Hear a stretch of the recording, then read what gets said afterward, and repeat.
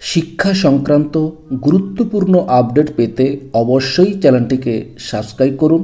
পাশে থাকা বেল আইকনটিতে অবশ্যই ক্লিক করুন। নমস্কার, আমি শুভেন্দু। আমার ছোট্ট চ্যানেলে আপনাকে স্বাগত। আগামীকাল 12ই ফেব্রুয়ারি অর্থাৎ বুধবার বাজেট পেশ করবেন রাজ্যের মুখ্যমন্ত্রী মমতা বন্দ্যোপাধ্যায় সরকার। এবারের বাজেট অত্যন্ত গুরুত্বপূর্ণ, কারণ 2026 সালে বিধানসভা নির্বাচন। তার আগে এটাই হচ্ছে মমতা সরকারের শেষ পূর্ণাঙ্গ বাজেট। সম্ভবত রাজ্য সরকার এই বাজেটেই ডিএ বা সিনিয়র ভাতা বৃদ্ধির ঘোষণা করতে পারে।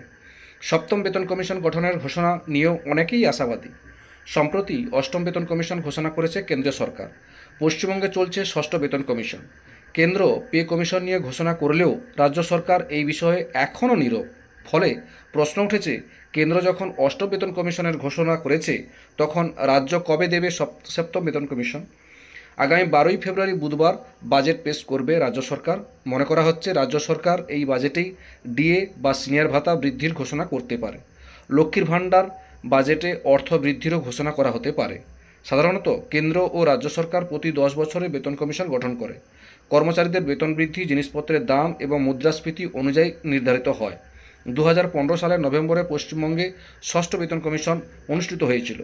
প্রায় 10 বছর কাটতে চলল। এই অবস্থায় চলতি বছরের সপ্তম পে কমিশন গঠনের ঘোষণা দিতে পারে রাজ্য, এমনটাই আশা করছেন এ রাজ্যের সরকারি কর্মচারীদের একাংশ। রাজ্য বাজেটেই ঘোষণার সম্ভাবনা উড়িয়ে দেওয়া যাচ্ছে না। গত বছর সরকার রাজ্য বাজেটে অর্থাৎ 2024-এ 4% ডিএ ঘোষণা করেছিল।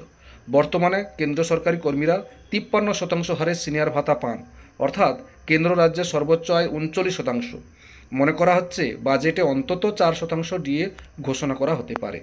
এই ছিল একটা আপডেট আপনাদের সঙ্গে শেয়ার করলাম। ভিডিওটি দেখার জন্য অসংখ্য ধন্যবাদ।